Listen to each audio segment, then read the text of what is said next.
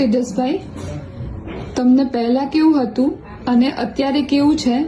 તમને શું ચેન્જ થયો એ થોડું જણાવશો? મેં પહેલા છે ને ગાડી પરથી પડી ગયેલો અને હાથ ને પગ બંને ચાલતા નહીં હતા ને આવી રીતના પેલું એક્સરસાઇઝ કરવા આવ્યા કર્યો તેમાં મને ફરક પડ્યો ને પગ તો તેમાં જરીક બી મારો વર્તન નહીં હતો ને હાથ બી નહીં વધતો હતો ને ત્યાર પછી મારે ઘોડી પર ને રિક્ષામાં લઈને આવવા પડતું. હવે મારાથી ગાડી પર આવી શકાય, ચાલતા ચાલતા બી આવી શકાય ને પહેલા કરતા મને બહુ સારું છે.